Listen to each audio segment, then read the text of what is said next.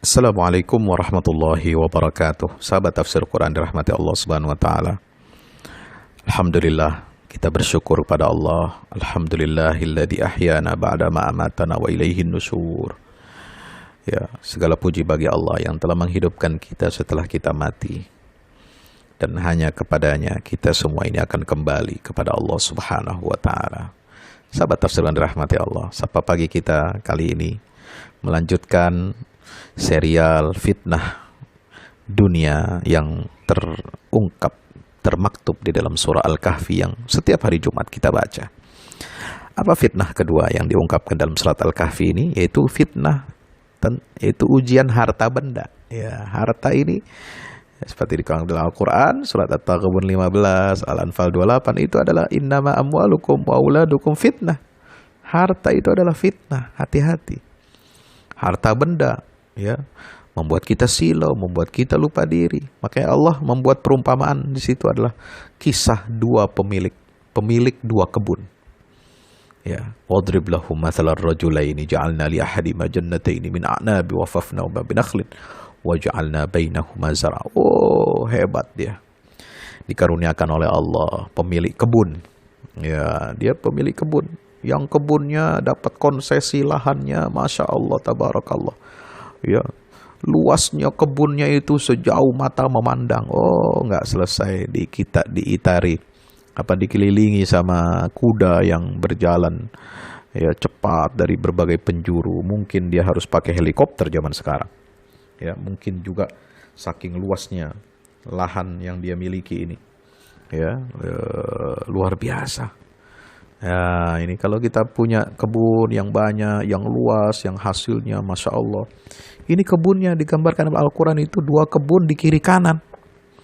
Ya, di kiri kanan itu kebun anggur. Begitu lebatnya. Dan di sekeliling dari tiap-tiap kebun anggur itu dikelilingi dengan kebun kurma. Wa hafafnahuma binakhlin. Dan waja'alna bainahuma zar'a. Di antara kedua kebun itu kami tumbuhkan apa saja tumbuhan yang bisa hidup dan itu produktif. Allahu Akbar. Ya. Sampai ini irigasinya saja disiapkan oleh Allah. Fasilitasnya untuk mengairinya itu diberikan oleh Allah. Fajjarna khilalahuma nahara atat ukulaha. Ya, menghasilkan, memproduksi ya, buah-buah yang luar biasa.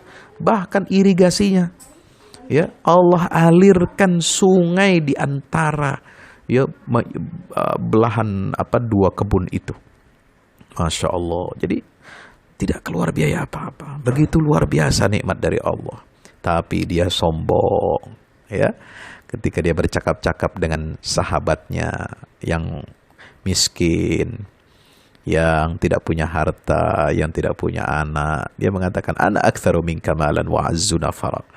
Lalu dia masuk ke dalam kebunnya itu, dia zalim, dia sombong. Dia mengatakan apa? Ma azunnu an tabida hadhihi abada. Ayat 35. Aku yakin ini harta kebun yang membentang luas ini tidak akan musnah, tidak akan habis lama-lamanya. Sampai hari kiamat. Wa ma azunnu sa'ata qa'imah. Bahkan dia menantang. Aku juga tidak yakin, tidak percaya kiamat ini ada. Nauzubillah. Saking apa? Saking melihat dunia ini begitu luar biasa. Menganggap seolah-olah dia bisa kekal hidup abadi di dunia ini. Ya, hartanya tidak akan habis, kebunnya tidak akan musnah. Bahkan hari kiamat pun kata dia nggak ada. Wala irruditu ila rabbi. Dia masih percaya juga bahwa dia suatu saat akan mati. Kalau aku nanti dikembalikan kepada Tuhanku, dia mati, la ajidanna khairam minha munqalaba. Aku akan dapati yang lebih baik daripada itu di dalam tempat kembaliku nanti. Wow, pede sekali dia. Ya, padahal dia nggak percaya akhirat, tapi dia percaya bahwasanya aku bisa dapat yang lebih baik daripada ini, harta ini. Subhanallah. Ya, maka itulah diingatkan oleh sahabatnya.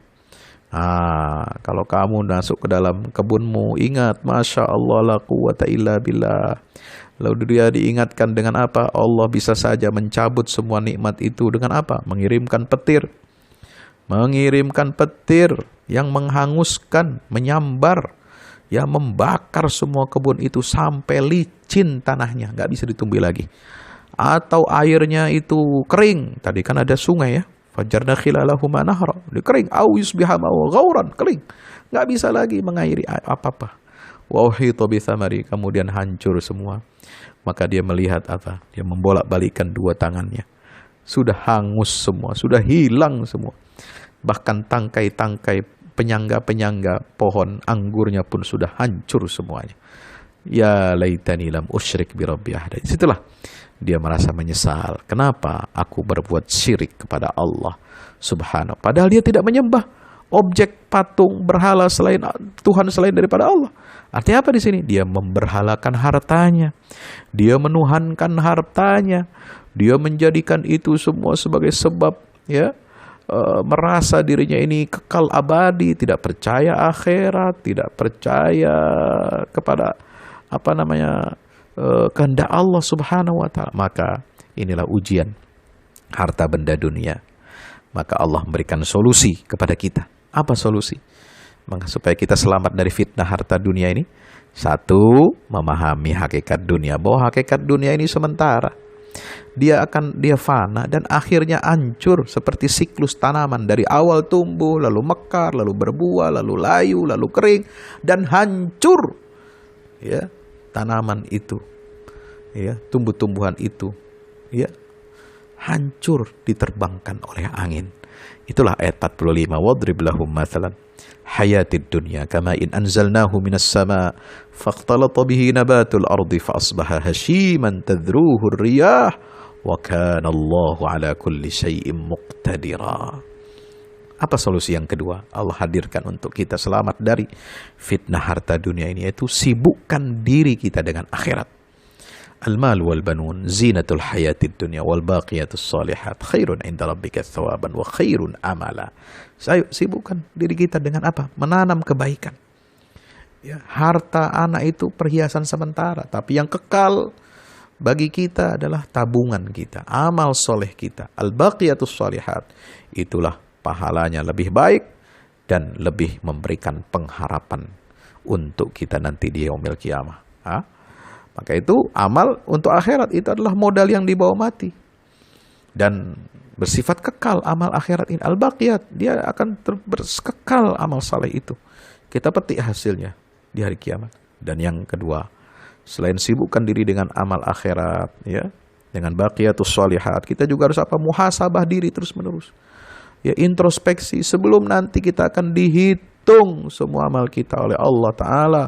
Mawudi'al kitabu fataral mujrimina musfiqina mimma fihi yaquluna ya waylatana ma li hadzal kitabi la yughadiru saghiratan wala kabiratan illa ahsaha wa wajadu ma 'amilu hadiran wala yazlimu rabbuka ahada. Ayat 49 surat Al-Kahfi. Ayo, hati-hati ya, jangan sampai kita catatan amal kita ini jelek. Ayo, mumpung belum ajal, belum mati, bisa kita edit amal kita, kita perbaiki amal kita. Ya, atbil sayyi'atal hasanata tamhuha. Ya, jangan sampai nanti menyesal, dibuka catatan amal kita nanti di hari kiamat, lalu kita menyesal, catatannya merah semua. Ya, ini tidak ada amal kecil maupun besar, semuanya tercatat, terdokumentasi secara rapi. Kita punya 2 asisten yang selalu membersamai kita, mencatat amal baik kita dan amal buruk kita. Ada raqib, ada atid. Mari kita introspeksi dan selalu mawas diri. Wassalamualaikum warahmatullahi wabarakatuh.